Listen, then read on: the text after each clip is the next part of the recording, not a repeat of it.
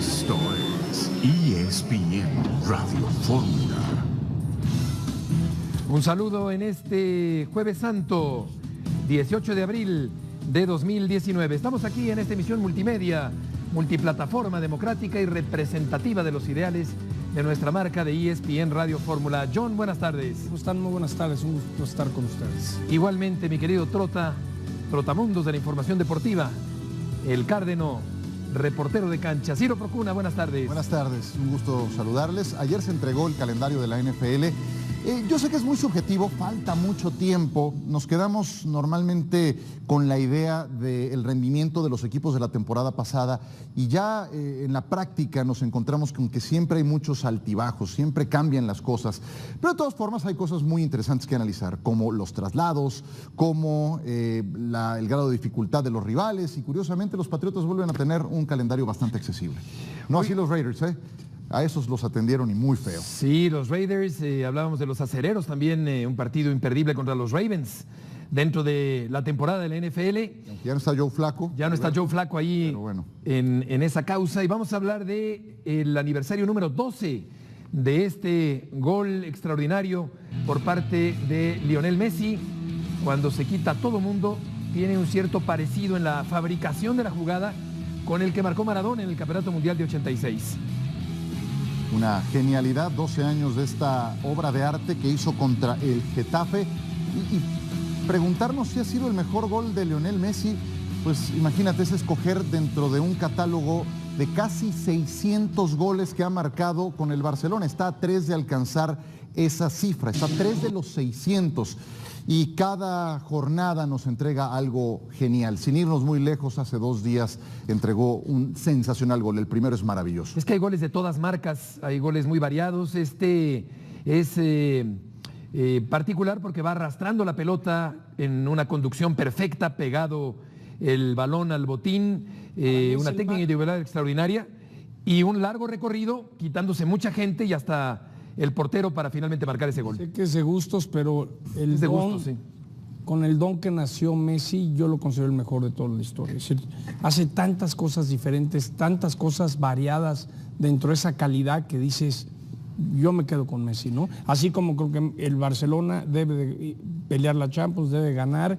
Y lo de Messi, lástima que con la selección argentina no se le ha podido dar un campeonato del mundo, ¿no? Está muy claro, tú ves los intérpretes con los que está, o sea, los alternantes, decir, que tiene en el Barcelona. Su banda. Tú vas línea por línea y tienes jugadores que están entre los 3 mejores del mundo en su respectiva posición y eso no ocurre con la selección de Argentina. Nada que ver. Sí, dicen que en la variedad está el gusto. Hay un surtido rico de goles. Roberto, qué gusto saludarte. Muy buenas tardes. Buenas tardes a todos, Heriberto Murrieta, igualmente un gusto. Un ramillete de goles de Messi. ¿Hay alguno que recuerdes, Roberto, en particular? Bueno, además de este que se menciona, uno en el que también elude a muchos adversarios es aquel, creo que es final de Copa del Rey contra Atlético de Bilbao. Sí, cómo no. A balón parado y en movimiento, por ejemplo, goles similares al que acaba de anotar la semana pasada o hace unos días en la Champions. Le hemos visto muchos, ¿no? Esa jugada que domina Messi. En Copa del Mundo con Argentina, creo que en Brasil mete uno muy parecido a ese de hace 3, 4 días. Es variadísimo el asunto del ataque de Messi. Ha anotado grandes goles de muy diferentes manufacturas. Exacto, un repertorio larguísimo el de Messi, que es un jugador que además puede partir desde el medio del campo, no es un punta clavado como hay otros delanteros, hay otros atacantes. Cristiano Ronaldo juega en una posición diferente a la de Lionel Messi, evidentemente. Yo te diría, fíjate, ahora me empiezo a acordar, ahora que Roberto hablaba de aquel juego contra el Athletic de Bilbao, aquella vez le habían mandado a alguien a hacerle marca personal. Bueno, no funciona eso, lo demostró anotando ese golazo. Y me hizo recordar una declaración de Guardiola cuando él dice, no hay sistema que valga cuando Messi está entonado, por aquel gol que le hace al Bayern Múnich, cuando manda fuera de combate Jerome Boateng y termina bombeándole la pelota a Manuel Neuer. Ese también fue sensacional. Esta es la encuesta de ESPN Radio Fórmula de este jueves. Ese gol fue al Getafe. Y vamos a hablar del fútbol mexicano al volver. Siento que todavía tengo mucho que dar, mucho que esforzarme para poder seguir haciendo participación en el club, así que bueno, contento por eso, pero más allá de lo individual, me parece que lo importante va a ser lo colectivo. Vamos a enfrentar a un gran equipo, muy bien dirigido, así que bueno, va a ser un partido agradable donde esperemos que haya muchos goles, ¿no?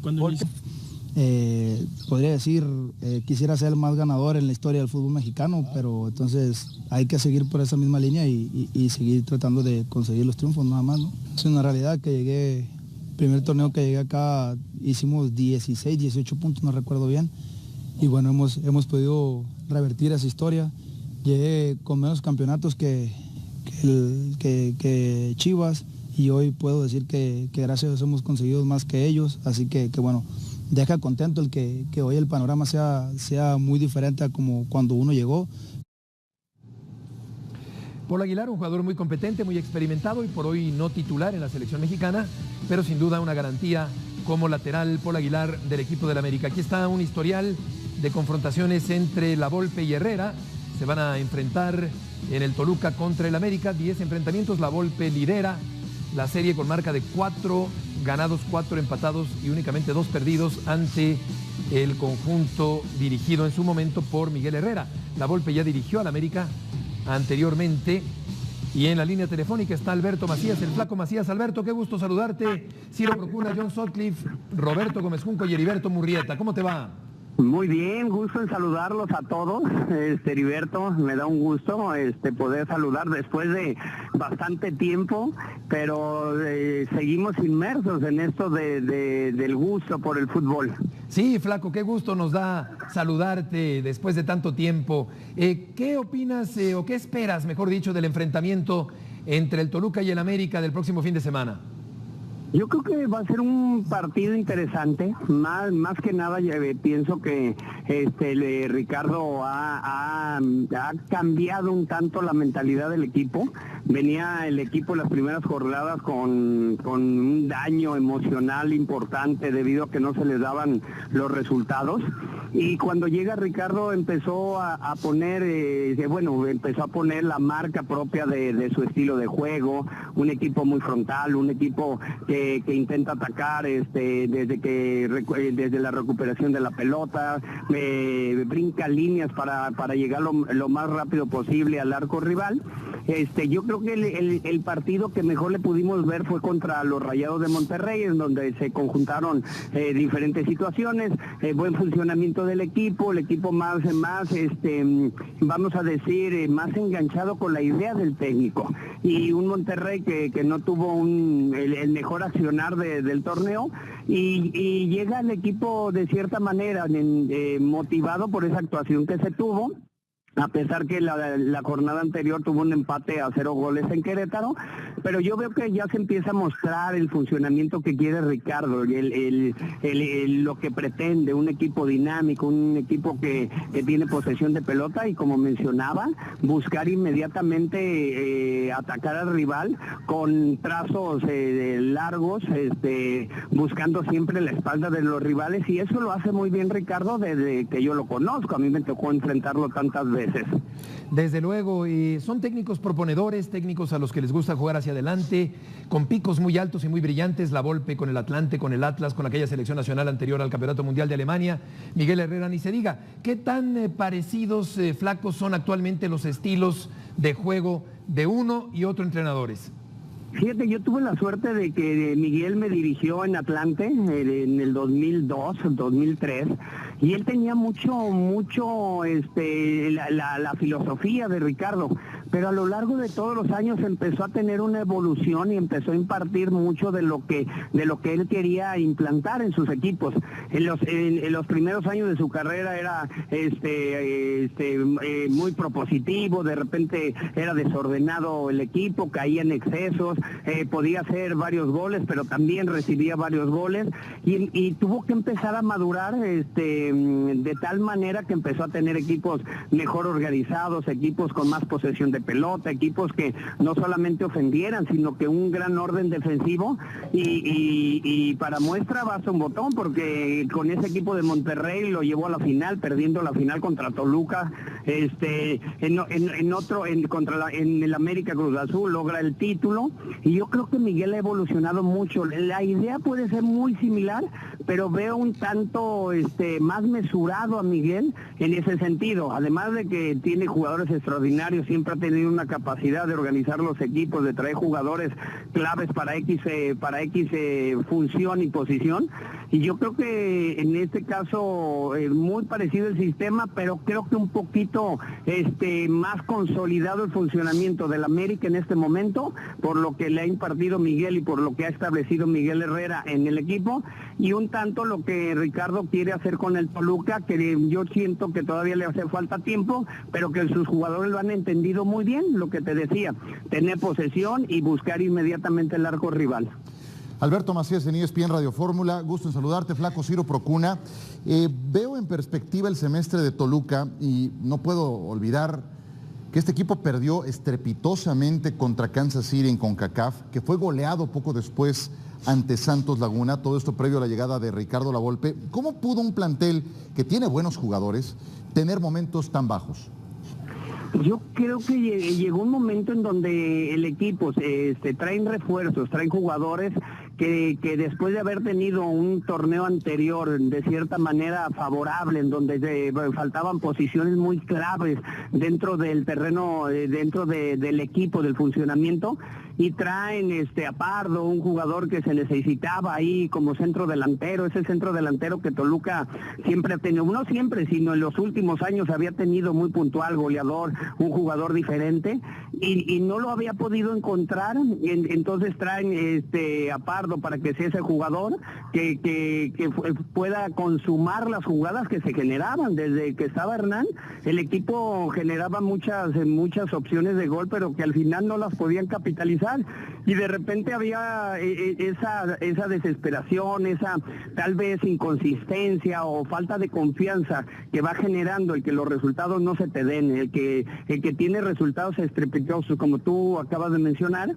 y eso va generando que el estado de ánimo, vamos a llamar la plenitud emocional de un jugador de fútbol se vea mermada, y ya lo que quieres hacer no te resulta, no solamente colectiva, en el aspecto colectivo, sino también individualmente los jugadores empezaron a tener desconfianza del funcionamiento de ellos mismos, porque se les veía en ese partido de Kansas, el equipo estaba muy tenso, el equipo estaba muy impreciso, hasta de cierta manera, algo que había hecho Hernán muy bien es que el desgaste físico del equipo era muy parejo en todos los sectores, y en ese partido ya veía uno al equipo parado, no tenía ese esfuerzo de ida y vuelta, no tenía esos esfuerzos individuales que habían tenido por la presión que generaba el tener que sacar resultados. Como te mencionaba, este equipo está diseñado o fue diseñado para buscar el título, y al tener un inicio inconstante, un equipo con resultados adversos, pues definitivamente se generó una gran desconfianza y por consecuencia un mal funcionamiento. Flaco, John, buenas tardes, un gusto saludarte. Igual, John. Yo, por ejemplo, sé que Sambueza se acabó yendo a León porque ya no tenía buena relación con Hernán. ¿Qué tanto afectó también el día a día la química que había entre los jugadores y Hernán Cristante? Fíjate que yo también escuché esa versión.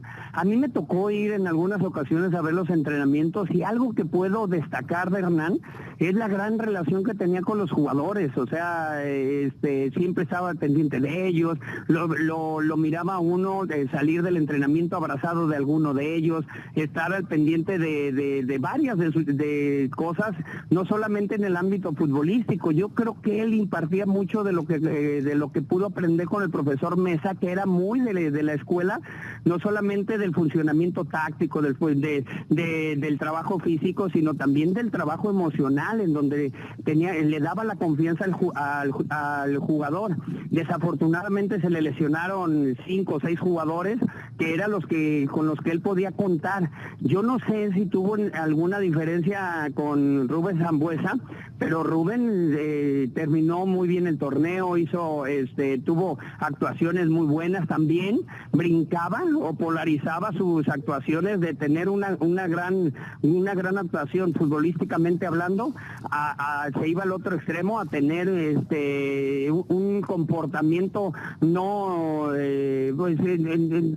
benéfico para el equipo, porque lo terminaban expulsando, y eso mermaba mucho también en el funcionamiento del equipo, tal vez en la confianza del equipo, o tal vez en la necesidad del equipo de sacar los resultados, porque no es fácil jugar con 10 hombres. Entonces, no sé si afectó. Yo creo que es un gran jugador Rubens, pero también llegaron jugadores también que se estaban recuperando, como el Pitu Barriento, que también es un jugador que marca diferencia, y algunos otros, pero al final de cuentas no sé si ese fue el tema, de que ya el estado de ánimo, la relación técnico-jugadores se mermó para que el equipo estuviera en esta situación. Alberto, el Flaco Macías, muchas gracias por tomar esta llamada. Saludos a todos y un gusto poder compartir este momento con ustedes. Les mando un abrazo. Igualmente, Alberto, que te vaya muy bien. El Flaco Macías, nos queda un minuto antes de ir al corte comercial. Dos estilos muy agradables en el fútbol mexicano. Herrera ha crecido muchísimo, es un técnico súper reconocido y por hoy importantísimo al hablar de técnicos mexicanos. La Volpe quizás sin ganar tantos títulos, pero sí dejando huella conceptual en el fútbol mexicano durante mucho tiempo. Lo que sé que ha gustado ahorita en el Toluca es que la Volpe se ha puesto a chambear, a trabajar, obsesionado con lo suyo, y les dio gusto ver esa parte que al igual la había perdido. Y también sé de buena fuente que Sambuesa dijo: yo me voy, ya no puedo estar aquí con ese técnico. Y acabó recalando en el León, donde se ha pasado parte del torneo lesionado. Vamos a ir a una pausa y volveremos enseguida.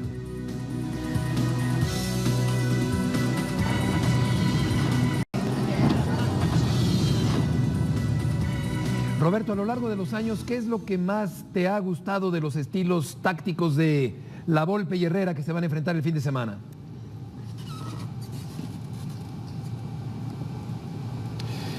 No nos está escuchando Roberto, será interesante conocer su opinión. Dos técnicos ofensivos, se puede decir, tanto uno como el otro. Yo tomaría parte de la respuesta que te dio el Flaco Macías al respecto. Decía que en un inicio sí notabas similitudes en el estilo de Herrera, pero creo que en la segunda mitad de su carrera empezó a ser mucho más equilibrado, porque el fútbol es ataque y es defensa, y cuando no defiendes bien eso te condiciona los partidos. Y claro, cuando equilibró esa parte, Miguel Herrera, es que ha encontrado mejores resultados, que es lo que le ha faltado a Ricardo Lavolpe al momento de consagrar equipos que han tenido buen funcionamiento, pero que terminan quedándose siempre cortos en el sistema mexicano. Roberto, te preguntaba, ¿qué es lo que más te ha gustado del estilo de Lavolpe y el de Herrera en todos estos años? En términos generales, Heriberto, yo diría el respeto por el buen juego. Son dos técnicos, porque de la misma escuela, evidentemente, Miguel Herrera como alumno, después ya encontrando su propio camino, pero son dos técnicos que le dan mucha importancia al buen manejo de la pelota. Yo entiendo esas otras posturas de que no es tan importante tener el balón, a veces es mejor esperar al rival y cuando lo tienes llegar pronto a la portería de enfrente. Entiendo que son distintos los caminos que recorres para buscar el triunfo o para buscar desempeñar el buen juego, pero de estos técnicos lo que me gusta es esa preponderancia primordialmente que le dan al buen manejo de la pelota. Para ellos siempre ha sido muy importante que sus equipos tengan el balón, y en la medida en que lo han conseguido, han logrado también ganar más cosas. ¿Qué lugar ocupan, Roberto, actualmente Lavolpe y Herrera en el fútbol mexicano? Bueno, Herrera tienes que mencionarlo ya entre los técnicos más triunfadores en los últimos tiempos. En cuanto a trayectoria, creo que los dos ocupan un lugar importante. Después es muy difícil comparar distintas épocas, pero Miguel Herrera, en el caso de los títulos que ha ganado y por la forma en la que ha jugado, porque ha estado cerca de ganar otros títulos con equipos con un sello bien definido, o sea, el Atlante de Herrera, el Monterrey, jugaron muy bien o llegaron a jugar muy bien sin necesariamente terminar obteniendo el título. Con el América incluso logra dos títulos muchas veces sin apegarse tanto a ese estilo que lo distinguió en su momento Herrera. Y de la Volpe sí, por supuesto que faltan títulos, pero hay equipos cuyo fútbol ahí queda. Yo recordaré durante siempre o mucho tiempo, o mientras tenga memoria futbolística, a aquel Atlas que no fue campeón, por ejemplo, quizá el mejor Atlas que se ha visto después de aquel que ustedes no vieron porque no había nacido, aquel Atlas de los 70 de Abel Verónico, Chavarín, Berna García, Pepe Delgado, un equipazo.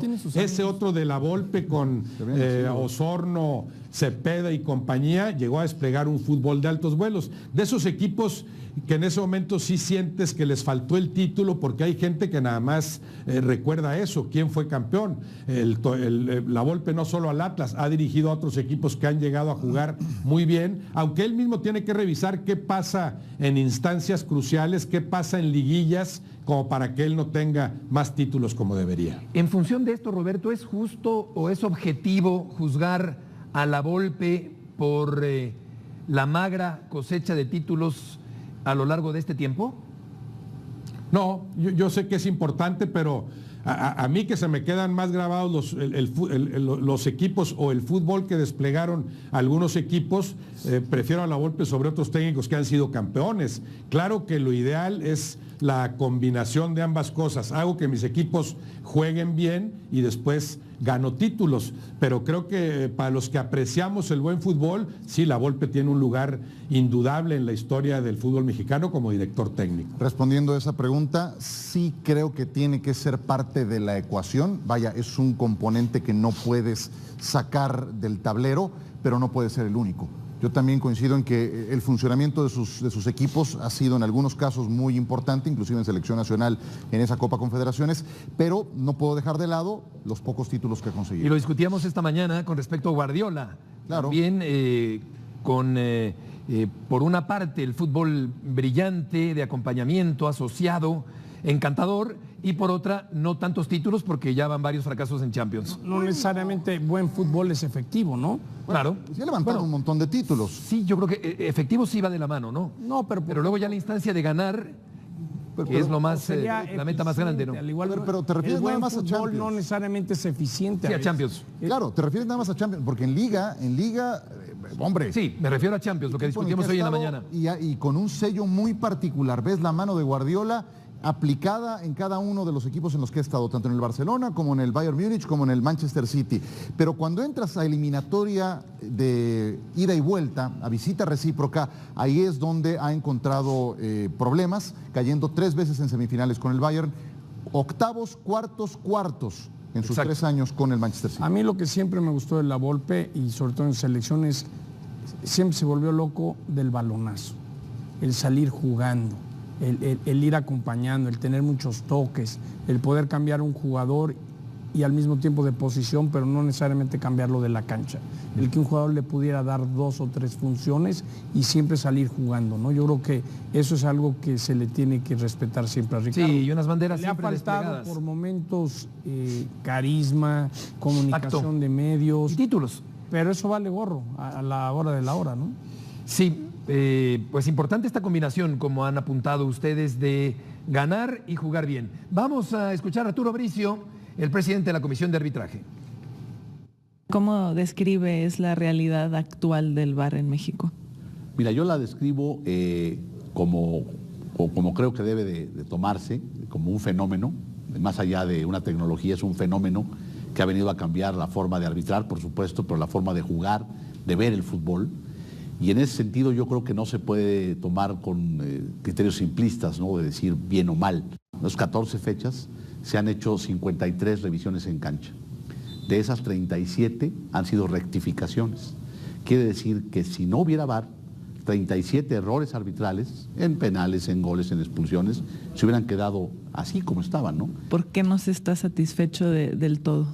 Porque hay jugadas, por ejemplo, que debiéndose haber mandado en el cumplimiento del famoso PEGI y del error claro y obvio, no se mandaron, ¿no? O de pronto jugadas que revisándose no se cumplió el cambio, la rectificación, porque al final es un tema también de criterio arbitral. Es un buen punto de, si no escuché mal, de 43 revisiones, 37 rectificaciones. de no haberse revisado en el VAR, se hubieran quedado 37 errores condicionando el desarrollo y quizá el resultado de un partido. Lo que yo siento es que ha faltado discernimiento a la hora de ir al VAR. No sé hasta qué punto el árbitro se está escudando en el VAR para bajarle un poquito a su grado de responsabilidad. Y luego también está faltando que luego de ver el VAR no se equivoquen en una determinación contando con esa herramienta que podría ayudarles enormemente. Yo creo que el punto para mí más importante es que poco a poco se vayan acoplando los que están en el camioncito. Sí, también. El árbitro está acostumbrado a la presión, a la exigencia, pero los que están en el carrito, que nadie los ve, en el camión, tienen que tomar decisiones y ver las cosas bien y comunicarlo. Eso yo creo que es lo que Arturo ha estado trabajando, en que la presión la van asimilando y van tomando mejores decisiones, y ojalá un día nuestro fútbol mexicano tendría el tema del hockey porque ya quiero ver que un día la liguilla, la final se determine si fue gol o no fue gol. Para mí es increíble que el fútbol mexicano no tenga esa tecnología. Bueno, no perdamos de vista que el videoarbitraje tiene meses de nacido. Yo sí creo que eso es importante tenerlo en perspectiva. Es perfectible. Porque siempre me hablan de la NFL y sí, la NFL lleva muchos años. Es de hecho esta la segunda generación de revisión y cada año surge algo nuevo que no tenías contemplado, que te lleva a pulir. Entonces es algo que lleva mucho tiempo para que alcance un mejor nivel. Y cuando crees que ya tienes blindado todo ese rubro, sale una jugada como la de la final de la Conferencia Nacional. Yo sé que es un deporte diferente, pero aquí van meses de nacidos. Y esa confusión que he visto para el árbitro central, ya me la he encontrado no nada más en México, también en España. Y si vieron los juegos de la Champions, a Clément Turpin, árbitro francés, le pasó eso de gol, sí. y la confusión reflejada en el rostro, escuchando en el audífono. Pasó también ayer en el juego del Manchester City con Cuney Kakir, árbitros que son de lo mejor del mundo. Entonces, con eso está pasando también en todos lados. Aquel, ¿no? Es que le pega al ego del árbitro, ¿no? Sí, pero lo que era la máxima autoridad y ahora de repente, pero no perdamos de vista, y tienen que decir con todo un estadio que eran perdiendo, ¿no? Lo que no perdamos de vista es que sí sigue haciendo falta en México, con y sin VAR, mejor instrucción arbitral. Eso sigue haciendo falta. Claro, y el árbitro, Roberto, ya no depende de su primera impresión, sino que tiene la posibilidad de rectificar con apoyo de una herramienta tecnológica. ¿Qué te ha parecido a ti el VAR hasta el momento en el fútbol mexicano?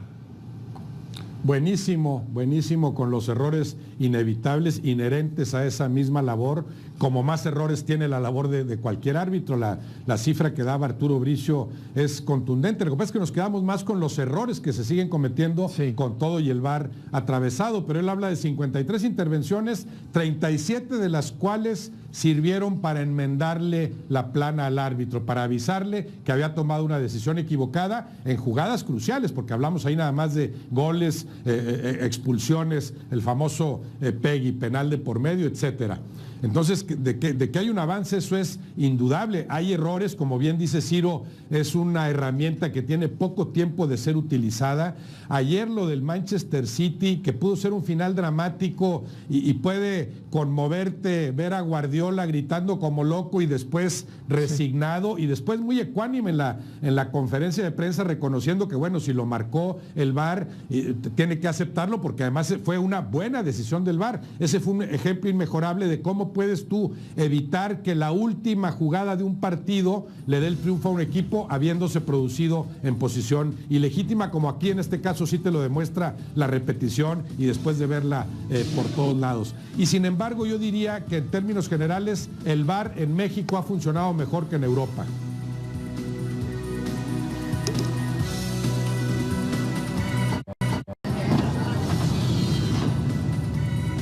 Hernaldo Moritz está en Guadalajara. Hernaldo, gusto en saludarte. Buenas tardes, Heriberto. Saludos a todos, compañeros.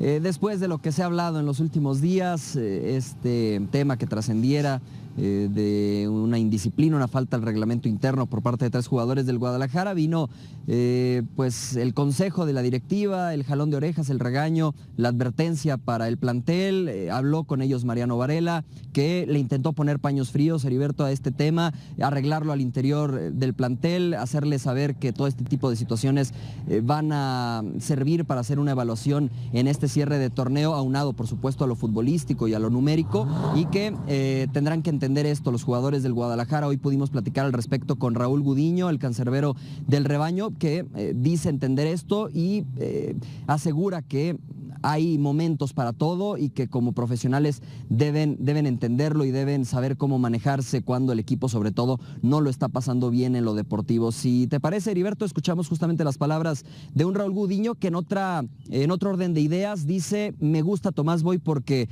como su apodo es un jefe y nos da liderazgo que quizá hacía algo de falta. Aquí escuchamos las palabras de Gudiño. Sí, claro, mira, en lo personal, lógicamente está uno triste, ¿no? Por no conseguir los objetivos, pero todavía nos quedan partidos, hay que cerrar bien el torneo por todo, ¿no? Por el orgullo, ¿no? De cada jugador, el orgullo de la institución y por todo lo que se viene, ¿no? Lo que tú dices, el tema del descenso y todo, creo que es importante sumar y bueno, es lo mejor sumar de 3 también. La relación creo que siempre ha sido buena, siempre ha sido esa competencia sana. Tanto con Miguel Atoño también ya lo conozco de mucho tiempo y todo. Creo que quien venga tiene que pelear por el lugar. Creo que eso se lo va ganando en los entrenamientos y todo y haciendo las cosas bien. Y bueno, sea el que sea, creo que uno siempre tiene que estar dispuesto en ganarse ese puesto también. Creo que lo principal, como su apodo lo dice, ¿no? El jefe, creo que él tiene ese mando, ese liderazgo, eso nos lo transmite a nosotros y eso nos ayuda a mantener una relación muy buena, el cual siempre con el respeto, ¿no? que se debe tener, pero esa relación de querer ser líderes, de querer ser esos motivantes, ¿no? Para ahora cierre el torneo y lo que se presenta. Y no se trataba de establecimientos específicos, según hablábamos contigo ayer, Hernaldo, a los cuales los jugadores del Guadalajara no deben acudir en aras de no violar un reglamento interno, sino que se habla de un giro, digamos, de los establecimientos que hay en Guadalajara y cuando los jugadores van a ese tipo de lugares llegan estas sanciones. ¿Cabría la posibilidad, Hernaldo, de que para el próximo torneo no viéramos a jugadores como Pereira, Brizuela o Pulido? La posibilidad está, Heriberto, y vendrá una evaluación y sobre todo Chivas depende mucho de la decisión primordial de quién será su entrenador de cara al próximo torneo. Evidentemente, si se queda Tomás Boy, te puedo asegurar que Tomás Boy cuenta con Isaac Brizuela y que en general la institución, si con alguien está tranquila y satisfecha, es con Isaac Brizuela.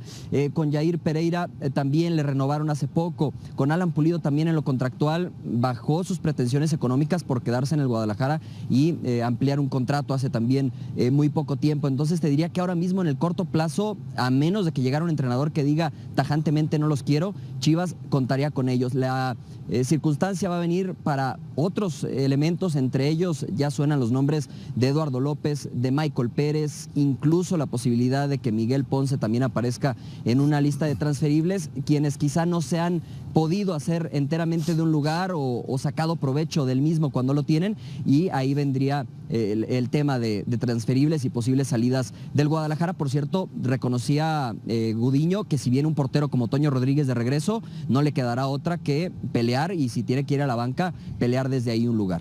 En la parte cancha, Hernaldo, un saludo. ¿Qué se asoma para la siguiente alineación del Guadalajara? Me extrañó mucho ver a Van Rankin más adelantado por el costado derecho y no como lateral, que es su posición. Me extrañó mucho ver a Alan Pulido pegado a la banda izquierda y no por el centro como media punta o inclusive como delantero. ¿Estas dos cosas podrían volver a pasar?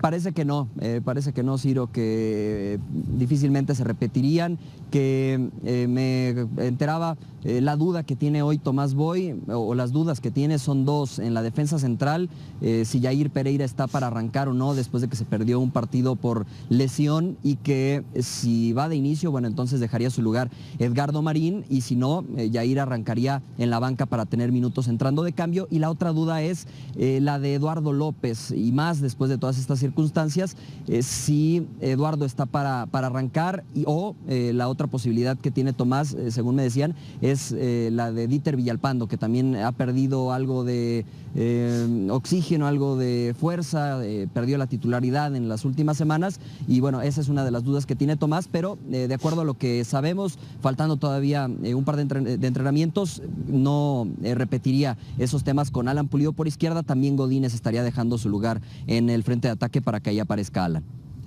Hernaldo, John, buenas tardes. ¿Qué tanto todo este tema de la indisciplina es algo que va a buscar sacarle provecho Tomás Boy? Que diga, a ver, yo soy el pararrayos, no me toquen a mis jugadores, yo quiero que estén a gusto, que se partan el alma por mí, por el equipo, y eso es lo que esté buscando Tomás, que todo esto alrededor lo aprovechen para bien. Mira, John, conocemos a Tomás, es un muy inteligente, se la sabe de todas, y nos decía en conferencia de prensa, aún desconociendo el tema de indisciplinas, según argumentó cuando se le preguntó al respecto, que él no quería que le tocaran a ningún jugador y que él en lo deportivo no iba a poner sanción a nadie porque cree que necesita de todos ahora mismo en este cierre de torneo y sabe que para Chivas son muy importantes los 9 puntos que quedan por disputar, pero también para él. Entonces no quiere que le resten a nadie del plantel y por otra parte, quizá no se lo va a decir así a la directiva, no me toques a nadie, pero sí sé que Tomás, y lo dejaba entrever hoy Gudiño con sus palabras, cerró filas, habló con ellos y les dijo, muchachos, somos nosotros, nos tenemos que hacer fuertes, viene el cierre de torneo y todos nos estamos jugando nuestro puesto de cara al siguiente torneo, así es que sabe jugar esas cartas Tomás, más allá de lo que haga la directiva y cómo Mariano Varela se dirige a los jugadores. Tomás quiere cerrar filas y que se fortalezcan en este proyecto de nada más 3 partidos al menos de momento. Hernaldo, muchas gracias por la información. Buenas tardes, saludos. Buenas tardes. Del total de revisiones del VAR, nos decía Roberto en el corte, el 69% fueron rectificaciones, un elevado porcentaje. Con respecto, Roberto, al Guadalajara, ¿qué tan grande crees que sea la posibilidad en un momento dado, para cómo están las cosas actualmente, de que Tomás se quede para el próximo torneo? Debería haber buenas probabilidades porque más allá de los resultados van a ver cómo trabaja. Tomás es un buen técnico, van a ver que con él tienen la posibilidad de sacarle jugo al plantel, que de por sí tiene sus limitaciones evidentes, indudables. Entiendo que no fue por esos 4 partidos sujeto a resultados, sino a que lo vieran trabajar. El problema es quién lo ve trabajar y qué tanta capacidad tiene para distinguir la de Tomás Boy como director técnico. Es un técnico que ha hecho buenos papeles en distintos equipos, más acostumbrado a dirigir equipos de abajo, como sería este caso, unas Chivas que lucharían por la permanencia en el siguiente año. Yo en ese sentido le vería muchas probabilidades. La duda que me queda es si desde antes, si desde que lo llaman ya tienen premeditado el decir vas a dirigir 4 partidos, mientras estamos buscando alguna otra opción. Eso no me extrañaría para nada en el caso de las Chivas, que ya estuvieran cerca de cristalizar algo con otro técnico, algo que me parecería lamentable, porque esto de Tomás Boy sí debería estar sujeto a la capacidad que muestre como técnico, aunque sea en este corto lapso con las Chivas. ¿Qué crees que sería lo primero que tendría que hacer el Guadalajara para cambiar el rumbo? Darle el proyecto a alguien que sepa, creo que Tomás Boy es una muy buena alternativa, pero sobre todo revitalizar al plantel, enriquecerlo. El problema de Chivas es que ha sido sistemáticamente mermado su plantel. Yo entiendo que sí tiene como para competir, para pelear por una clasificación, pero hay 7, 8 equipos con plantel a la vista superior al de Guadalajara. En ese sentido ya estás limitando las posibilidades de tu equipo. Me parece muy bien que defiendan a ultranza esa ejemplar mexicanidad, pero tradicionalmente el Guadalajara, respetando ese principio, se ha visto obligado a tener a los mejores futbolistas mexicanos, si no adquiridos, sí forjados en sus propias filas. A eso tendrá que regresar este equipo en el mediano, largo plazo, pero en el corto, en los siguientes 2 años que se juega la permanencia, yo creo que al Guadalajara sí le urgen 3 o 4 jugadores de primera línea. Sí, porque por lo pronto es un plantel mediano el del Guadalajara. Y cambiando de tema en el fútbol americano, adelante Ciro y John. Bueno, ayer se dio a conocer el calendario ya oficial de la temporada regular de la NFL. Hay varias cosas que destacar. Todo el mundo habla de los Cleveland Browns y después de que se dio a conocer el calendario, los precios de los boletos se han encarecido casi al doble.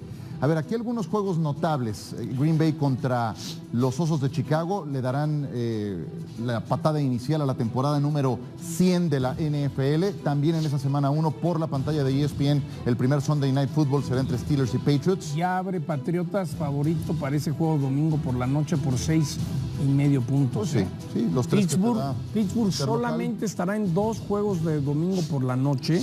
Eso beneficia que los tendremos en 2 Monday Nights, pero Pittsburgh es un equipo que los expertos que dicen que transmitimos ven más a Pittsburgh fuera de la jugada que dentro de los playoffs. Habrá repetición de las finales de conferencia al principio y al final. Santos contra los Rams en la semana 2. Más tarde jugarán los Patriotas contra los Jefes de Kansas City, ya más avanzada la temporada. A ver, el tema de los Raiders, creo que vale la pena destacarlo. Creo que es el calendario más complicado. Le cargaron la mano al equipo de Oakland, que va a hacer 7 viajes a la costa este. Va a jugar a la 1 de la tarde, hora del este, es decir, a las 10 de la mañana del Pacífico. Y eso normalmente merma. Lo notas en la línea que da Las Vegas cuando le ocurre a un equipo este tipo de viajes. Bueno, los Raiders lo van a hacer 7 veces. Y además, uno de sus 8 juegos en casa va a ser en Londres. Nadie va a viajar más millas que los Raiders para la próxima temporada. Los Raiders